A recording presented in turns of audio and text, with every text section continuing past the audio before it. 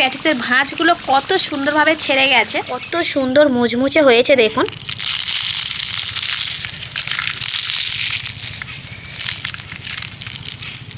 ভিতরটায় আলুর পুরে ভরা, তো অপূর্ব লাগবে খেতে। বাড়িতেও যে এত সহজ পদ্ধতিতে এত সুন্দর দোকানের মতো প্যাটিস বানিয়ে নেওয়া যায়, আপনারা না বানালে বিশ্বাসই করতে পারবেন না। নমস্কার বন্ধুরা, কাকলির রান্নাঘর উইথ ভিলেজ ফুডে সবাইকে স্বাগত জানিয়ে আজকে আমি আপনাদের সাথে শেয়ার করব আলু প্যাটিস। দোকান থেকে তো আমরা বিভিন্ন ধরনের প্যাটিস কিনে খাই, তবে এই আলু প্যাটিসটা বাড়িতে আপনারা খুব সহজ পদ্ধতিতে কম খরচে অর্থাৎ কম উপকরণে বানিয়ে নিতে পারবেন। তাছাড়া এখন তো বর্ষাকাল চলছে, আর এই বর্ষাকালে বিকেলবেলা কিংবা সন্ধ্যাবেলাতে চায়ের সাথে কিংবা বাচ্চাদের টিফিনে কি বানাবো যখন এই নিয়ে আমরা ভাবনাই পড়ি, তো খুব ঝটপট সময়ের মধ্যে এই প্যাটিসটা আপনারা বানিয়ে নিতে পারবেন। আর এই আলু প্যাটিসটা খেতে এতটাই ভালো লাগে যে একবার খেলে বাড়িতে বারবার বানাতে ইচ্ছা করবে। তো আজকের রেসিপিটা আপনারা প্লিজ প্রথম থেকে শেষ পর্যন্ত দেখতে থাকুন, আশা করছি খুবই ভালো লাগবে। আর যে সকল বন্ধুরা এখনও পর্যন্ত নতুন, তারা যদি ইউটিউব থেকে দেখেন তাহলে চ্যানেলটিকে সাবস্ক্রাইব এবং ফেসবুক পেজ থেকে দেখলে পেজটাকে ফলো করে আমার পাশে থাকবেন। তাহলে এখন রান্নাঘরে চলে যাব, আজকের রেসিপিটা শুরু করে ফেলবো। যাদের কাছে মনে হয় প্যাটিস বানানোটা ভীষণই ঝামেলার, কারণ প্যাটিসের গায়ের ওপরে যে লেয়ার অর্থাৎ ভাঁজগুলো ঠিকঠাকভাবে আসে না, তো সেজন্য আপনারা হয়তো বাড়িতে প্যাটিস বানাতে চান না, তো আজকের ভিডিওটা দেখার পর আশা করছি প্রত্যেকেই বাড়িতেই একদম পারফেক্ট প্যাটিস বানিয়ে নিতে পারবেন। শুধু ভিডিওটা আপনারা প্রথম থেকে শেষ পর্যন্ত দেখতে থাকুন। তা আমি আমার পরিমাণ মতো এখানে 2 বাটি ময়দা নিয়েছি। নিজেদের পরিমাণ মতো কে কটা প্যাটিস বানাতে চান সেরকমভাবে কিন্তু ময়দাটা নিয়ে নেবেন। তবে এরকম 2 বাটি ময়দা দিয়ে অনেকগুলো প্যাটিস তৈরি হয়ে যাবে। তো এবার এর মধ্যে আমি স্বাদ মতো লবণ দিয়ে দিচ্ছি, আর 2 বাটি ময়দার জন্য এখানে আমি 6 চামচ সাদা তেল দিয়ে দেব।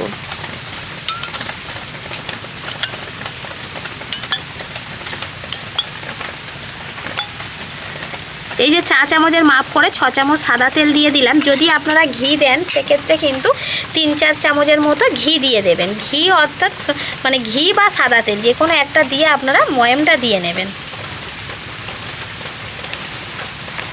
প্যাটিসটাকে অনেক বেশি খাস্তা আর মুচমুচে করার জন্য এই ময়ামটা কিন্তু খুবই জরুরি। ময়দাটাকে ভালো করে ময়াম দিয়ে নিয়েছি। এই দেখুন কত সুন্দর একটা ডেলা পাকিয়ে গেল। আবার জোর করে ভাঙলে কিন্তু ডেলাটা ভেঙে যাচ্ছে, তা না হলে কিন্তু ভাঙতো না। তো এইরকমভাবে সুন্দর করে ময়ামটা দিয়ে নিতে হবে, একদম তুলোর মতো নরম হয়ে যাবে ময়দাটা। এবার আমি নর্মাল জল নিয়েছি, অল্প অল্প জল দিয়ে ময়দাটাকে মেখে একটা ডো তৈরি করে নেব।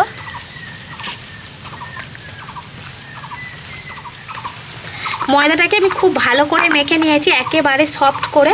তো এবার আমি এই ময়দার ডোটাকে চাপা দিয়ে রেখে দেব কিছুক্ষণের জন্য, ততক্ষণ আমি প্যাটিসের পুরটা তৈরি করে নেব। আলুর পুরটা আমি তৈরি করে নেব। তো এই আলুর পুরটা আপনারা যে কোনো রকমভাবে করে নিতে পারেন, আমিষ নিরামিষ যার যেমন পছন্দ। প্রথমেই দিয়ে দিচ্ছি সাদা তেল।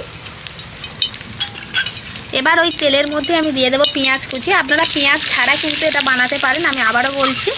নিরামিষ পদ্ধতিতেও করে নিতে পারেন, বিভিন্ন রকম সবজি দিয়েও করতে পারেন। পুরটা নিজেদের পছন্দ মতো করে নেবেন। পেঁয়াজটাকে লাল লাল করে ভেজে নিয়েছি। এবার এর মধ্যে আমি দিয়ে দেবো কাঁচা লঙ্কা কুচি, আর দিয়ে দেবো কিছুটা চীনা বাদাম 1 মুঠোর মতো। এগুলো দিয়ে একটু নাড়তে থাকবো। এবার আমি গুঁড়ো মশলাগুলো দিয়ে দেব। প্রথমেই দেব পরিমাণ মতো লবণ। এখানে আলু পড়বে, তো সেই রকম মাপ বুঝে কিন্তু আপনারা এই যে মশলাগুলো দিয়ে দেবেন। দিয়ে দেবো একটু হলুদ গুঁড়ো, সব 1/2 চামচের মতো করে দিয়ে দিচ্ছি। কাঁচা লঙ্কা দিয়েছি, তাও একটু দিয়ে দিচ্ছি গুঁড়ো লঙ্কা অর্থাৎ লঙ্কার গুঁড়ো। এবার দিয়ে দেবো একটু গরম মশলা গুঁড়ো। এই সময় কিন্তু উনানের আঁচটা একদমই লোতে রাখতে হবে। দিয়ে দিচ্ছি ধনে গুঁড়ো, সব 1/2 চামচের মতো করে দিয়ে দিচ্ছি। দিয়ে দিচ্ছি জিরে গুঁড়ো। তো এখানে আর অন্য কোনো মশলা দেওয়ার দরকার নেই, শুধুমাত্র এই মশলাগুলোকে ভালো করে কষিয়ে নিতে হবে। মশলা তো কষিয়ে নিয়েছি, এবার আমি সেদ্ধ করে রাখা আলু দিয়ে দেব। তো এখানে আমি 2টো বড় সাইজের আলু নিয়েছি, নিয়ে সেদ্ধ করে নিয়ে হাত দিয়ে ভালো করে মেখে নিয়েছি। এবার মশলার সাথে এই সেদ্ধ আলুটাকে ভালো করে আমি এইভাবে নেড়ে চেড়ে একটা পুর তৈরি করে নেব। তো এবার আমি ডোটাকে নিয়ে নিয়েছি, আর একটু হাত দিয়ে এইভাবে দোলে মেখে নেব। নিয়ে এখান থেকে লেচি কেটে নেব।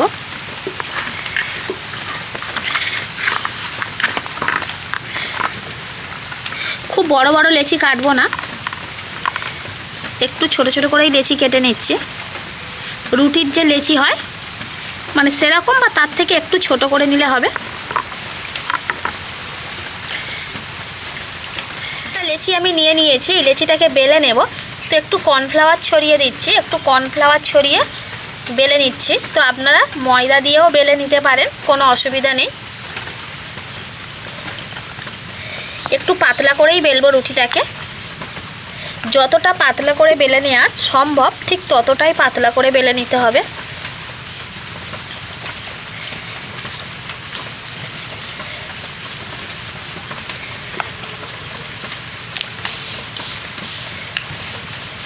মোটামুটি রুটিটাকে পাতলা করে আমি বেলে নিয়েছি। তো এইভাবে সবগুলো রুটি এখন আমি বেলে নেব। তো একটা থালার মধ্যে রেখে দিচ্ছি।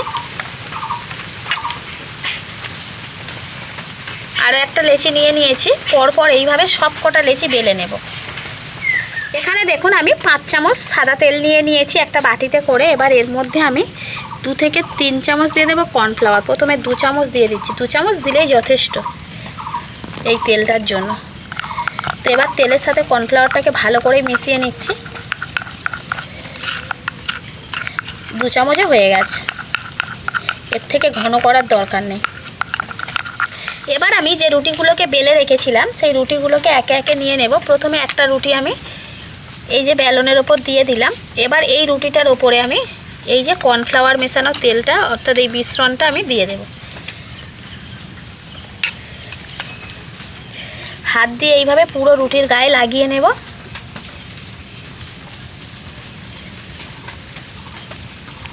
এইভাবেই কিন্তু আপনারা যে প্যাটিসের গায়ে যে লেয়ার অর্থাৎ ভাঁজটা থাকে সেটাকে ভালোভাবে আনতে পারবেন।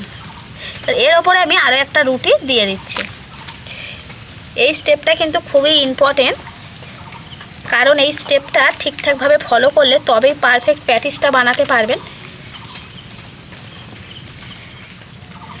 আবারও এই রুটিটার ওপরে আমি এই মিশ্রণটা দিয়ে দেব, তেলের মিশ্রণটা। প্রত্যেকটা রুটি একে একে আমি এইভাবে লেয়ার অনুযায়ী সাজিয়ে নেব।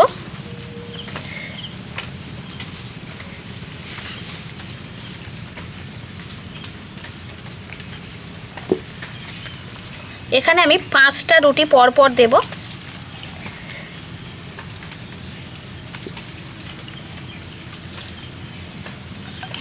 আবারও মিশ্রণটা দিয়ে দেব।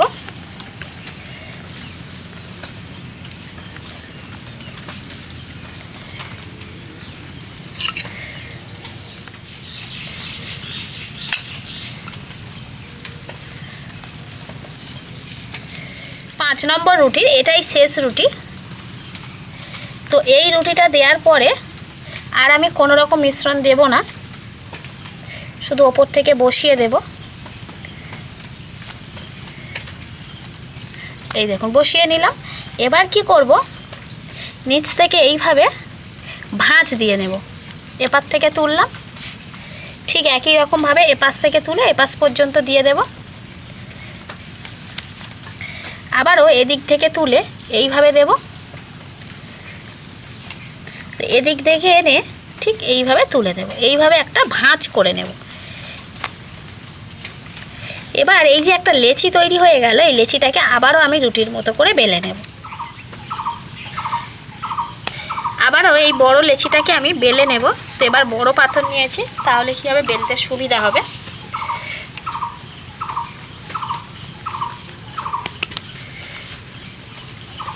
এমনি ছোট বেলনেও বেলা যেত না, তবে কি বড় পাথর আমার কাছে ছিল বলে আমি নিলাম, যেহেতু লেচিটা আগে থেকে একটু বড় হয়ে গেছে।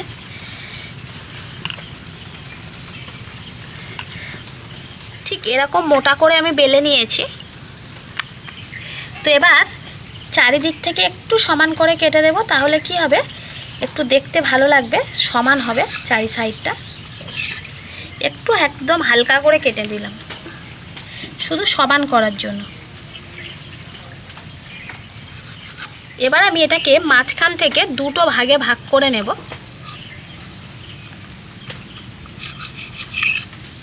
এবার এই সাইড দিয়ে এটাকে আমি 3টে ভাগে ভাগ করব। প্যাটিসগুলোকে খুব বেশি বড় করব না, আবার খুব বেশি ছোট না।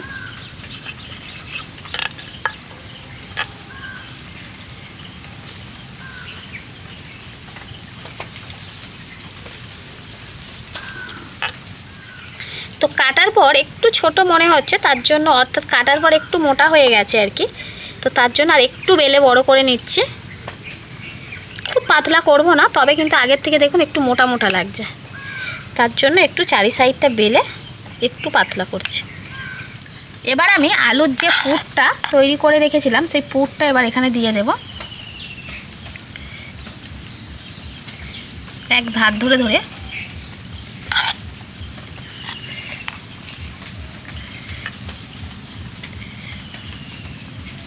পুরটা আমি ঠিক বসিয়ে নিয়েছি। এবার এই যে পুরটা দিয়েছি, পুরের চারি সাইড থেকে একটু আঙুলের সাহায্যে জল নিয়ে আঙুলে করে একটু এইভাবে দিয়ে দেব, একটু করে শুধুমাত্র লাগিয়ে নেব। এবার এদিকের এই যে কোণটা রয়েছে, এই কোণটাকে ধরে এই যে কোণটা রয়েছে এই কোণের মধ্যে জুড়ে দেব। তো এই যে আলুটা যে দিয়েছি পুরটা, এই পুরের চারি সাইড দিয়ে এইভাবে আঙুল দিয়ে একটু চেপে দেব, তবে ধারগুলো বেশি চাপবো না, শুধুমাত্র পুরের চারি সাইড ধরে একটু এইভাবে আঙুলের সাহায্যে চেপে দেব। এই দেখুন ঠিক এরকমই হবে দেখতে।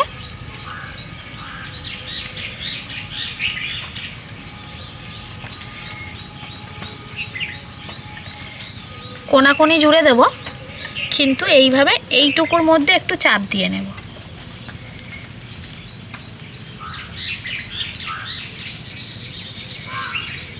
আরও একটা হয়ে গেল। এই যে ধারগুলো রয়েছে, ধারগুলো আর কিন্তু আমি চাপবো না। এদিকে প্যাটিস ভাজার জন্য আমি কড়াইতে সাদা তেল গরম করতে দিয়ে দিয়েছিলাম, তেল কিন্তু গরম হয়ে গেছে। এবার প্যাটিসগুলোকে একে একে তেলের মধ্যে ছেড়ে দেব।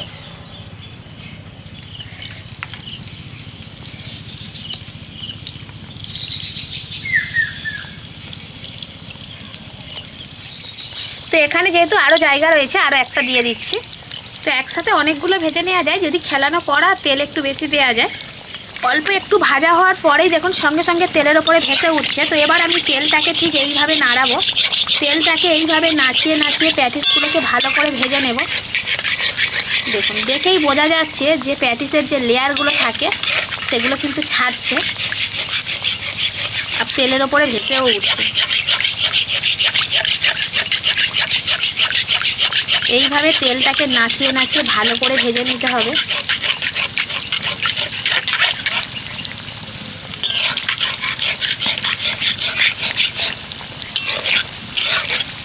কত সুন্দর ফুলছে দেখুন।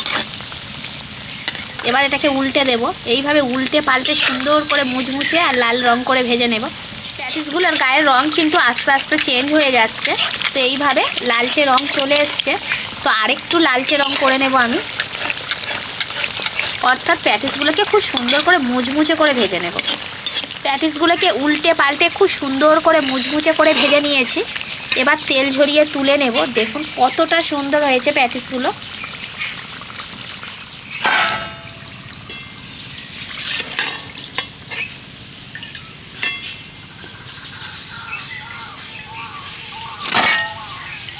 বাকি প্যাটিসগুলো একই রকমভাবে ভেজে নেব।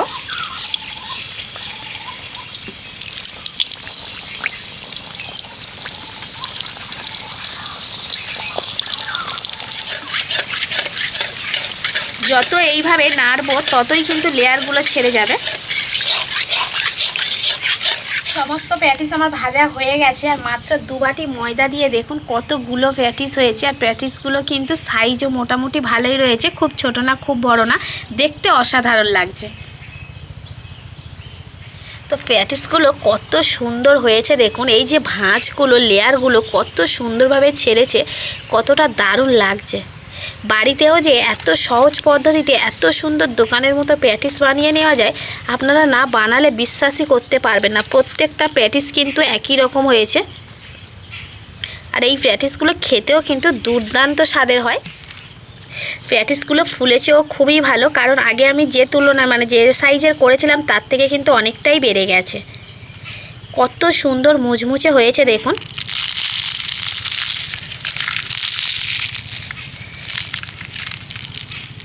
ভিতরটায় আলুর পুরে ভরা।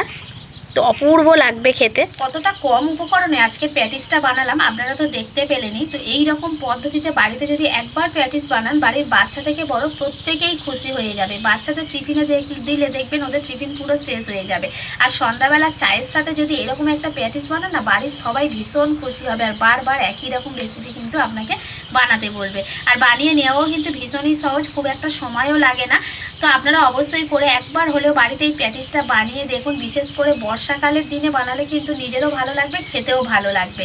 তো বন্ধুরা, আমার আজকের এই আলুর প্যাটিসের রেসিপিটা আপনাদের কেমন লাগলো সেটা অবশ্যই কমেন্ট করে জানাবেন। আর ভালো লাগলে লাইক, কমেন্ট, শেয়ার, সাবস্ক্রাইব এবং ফলো করে আমার পাশে থাকবেন।